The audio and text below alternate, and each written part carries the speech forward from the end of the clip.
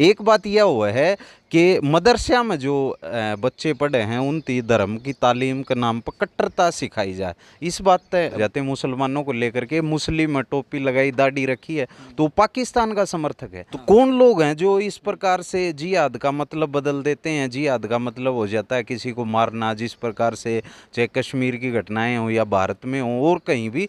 तो ये इस प्रकार से क्यों हो गया कि जो धर्म के ठेकेदार जो बने हुए हैं, क्या लगता है वो आपको नौजवानों को गलत सिखा रहे हैं? वीडियो भी उन्होंने जारी किया कि भाई जिहाद की बार बार बात आती है, कभी लव जिहाद आ जाता है, कभी कुछ जिहाद आ जाता है। तो ये जिहाद क्या है? कुरान में क्या इस प्रकार से कोई बातें लिखी हुई हैं कि भाई किसी को मारना चाहिए या वो करना चाहिए? तो जिहाद के नाम पर ऐसा क्यों करते हैं?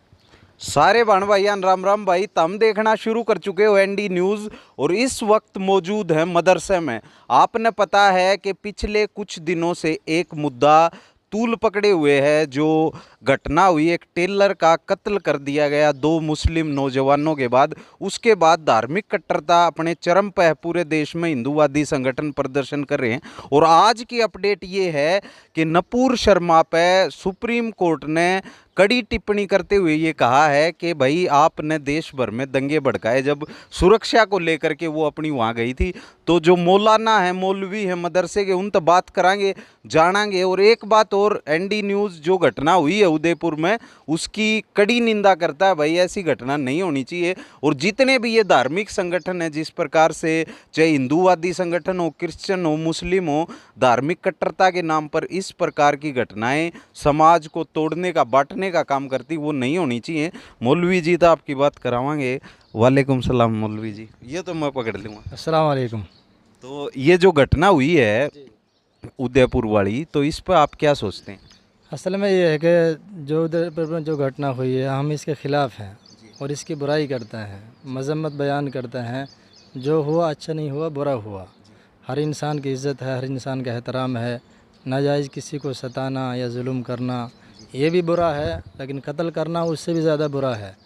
इसलिए हम इसके ख़िलाफ़ हैं और हमारे उलमाए किराम जो है और हमारी जमीयत के जितनी जमात हैं वो सारी इसके ख़िलाफ़ बयान भी दे रही हैं कि इस तरह नहीं होना चाहिए था।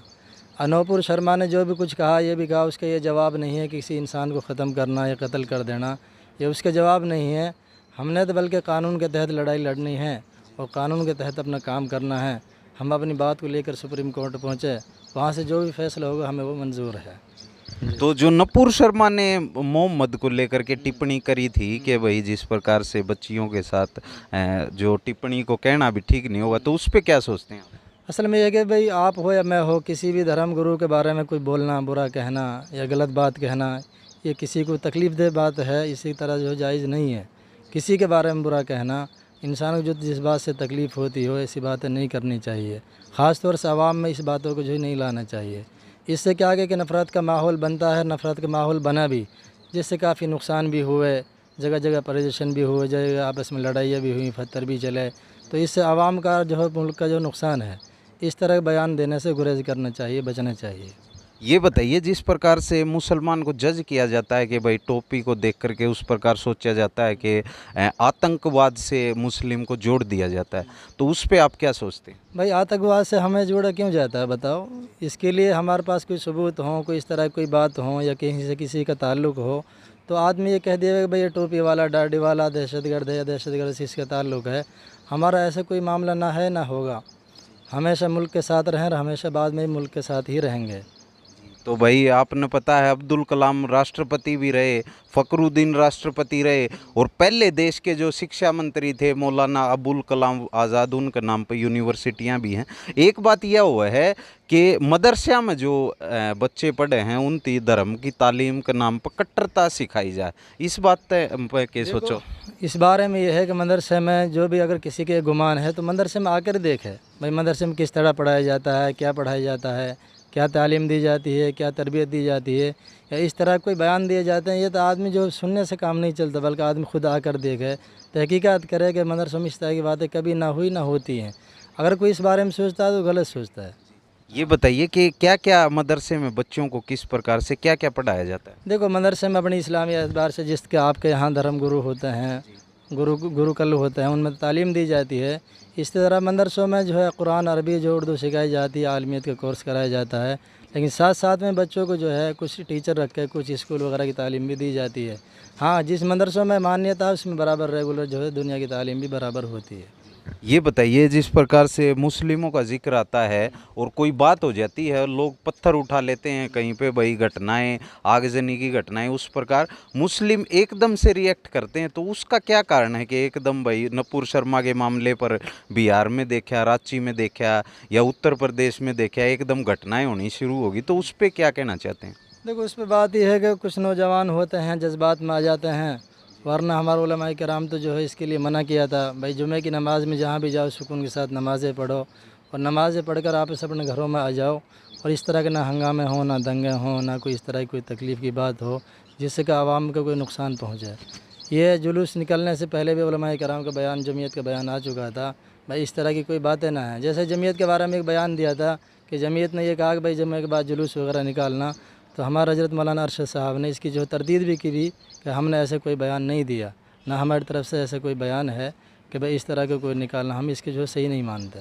ये बताइए कि जो जिक्र आता है, जो वो वीडियो भी उन्होंने जारी किया कि भाई जिहाद की बार बार बात आती है, कभी लव जिहाद आ जाता है, कभी कुछ जिहाद आ जाता है, तो ये जिहाद क्या है? कुरान में क्या इस प्रकार से कोई बातें लिखी हुई हैं कि भाई किसी को मारना चाहिए या वो करना चाहिए, तो जिहाद के नाम पर ऐसा क्यों करते हैं? जो जिहाद के नाम पे है, तो लेकिन जिहाद का मसला ये है कि जिहाद के बारे में जो है वो ये है कि मेहनत करना, भाई दीन के लिए मेहनत करना, अपनी इस्लाम की तालीम के लिए मेहनत करना, अपनों के पास जाना, इसके लिए जो लफ्ज़ आया कुरान वो भी जिहाद का लफ्ज़ आया है।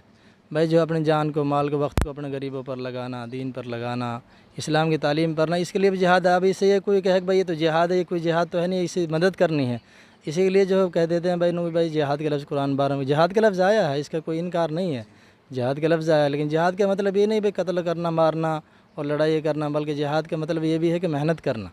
तो कौन लोग हैं जो इस प्रकार से जिहाद का मतलब बदल देते हैं? जिहाद का मतलब हो जाता है किसी को मारना, जिस प्रकार से चाहे कश्मीर की घटनाएं हो या भारत में हो और कहीं भी, तो ये इस प्रकार से क्यों हो गया कि जो धर्म के ठेकेदार जो बने हुए हैं, क्या लगता है वो आपको, नौजवानों को गलत सिखा रहे हैं? देखो अब भाई ये है कि अगर किसी ने इस तरह कोई बयान दिया हो गलत बात है, लेकिन इसके लिए सबसे बेहतरीन जो तालीम मदरसों में दी जाती है, भाई कुरान मदरसों में पढ़ाया जाता है, आलिमियत जो कोर्स होता है वो भी मदरसों में ही होता है।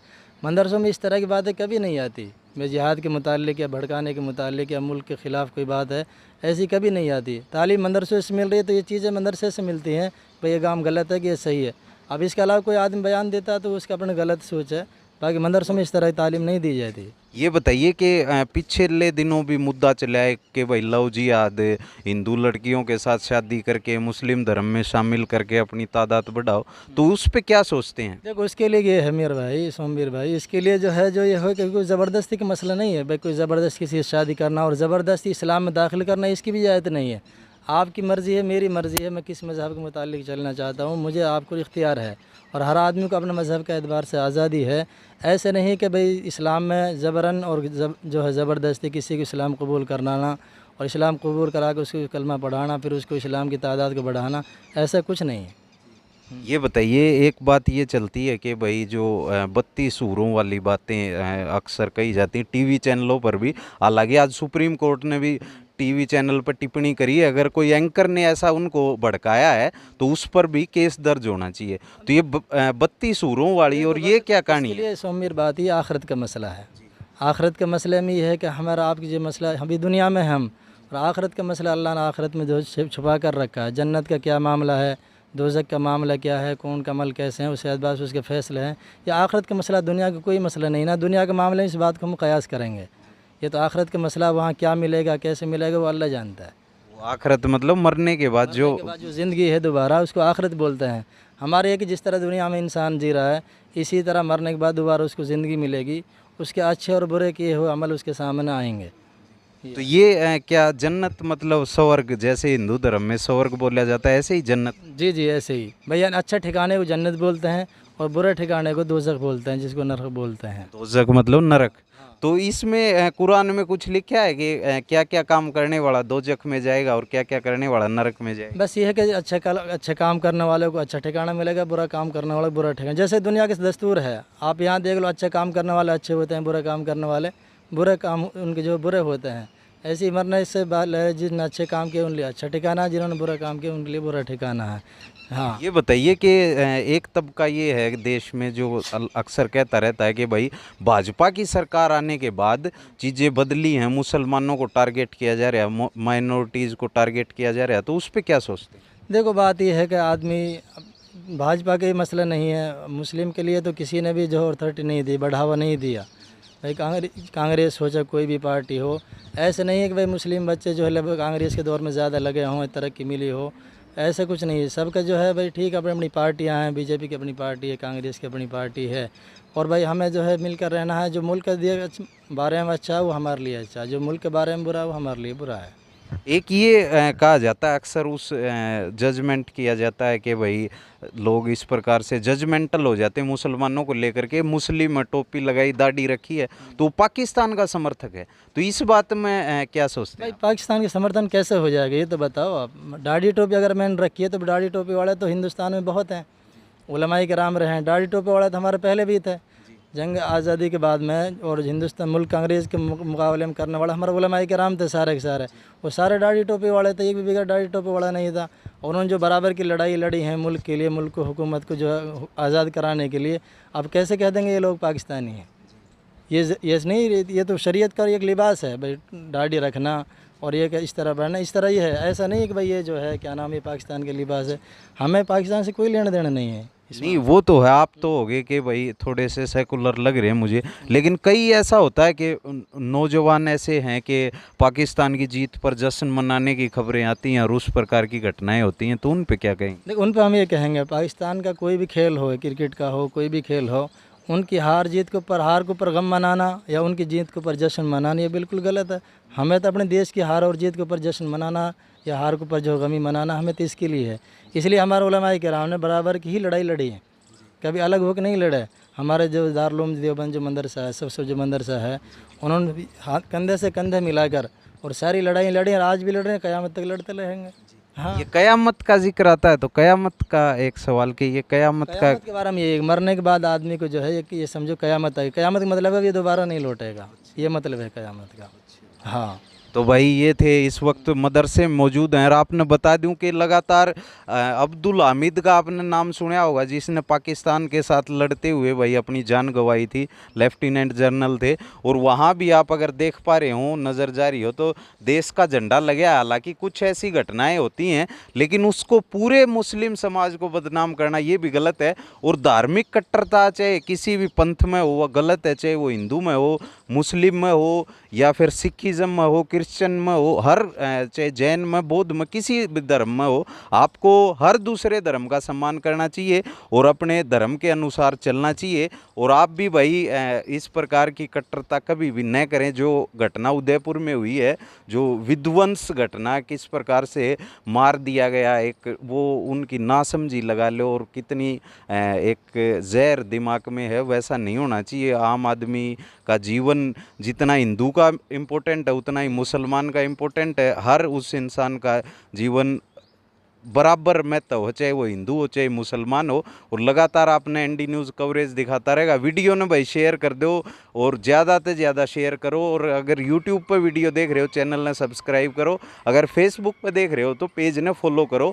आप देख रहे थे एनडी न्यूज़, मेरा नाम है सोमवीर। और इस वक्त मौजूद थे हम मदरसे में, जो भिवानी के अंदर मदरसा, क्या नाम हुआ इसका? मदरसा बाबुल MC कॉलोनी, मदरसा बाबुल उलूम ईदगाह। अच्छा, ईदगाह जो मदरसा है वहाँ पे मौजूद थे भाई लगातार। क्योंकि एक बात आती है कि हर समाज का ज़रूरी है भाई माइनॉरिटी को भी दिखाना, हर किसी की जिम्मेदारी बनती है। और लगातार इसी प्रकार से एनडी न्यूज़ सवाल करता रहेगा। भाई आप देख रहे थे एनडी न्यूज़, मेरा नाम है सोमवीर, कैमरे के पीछे है संजय।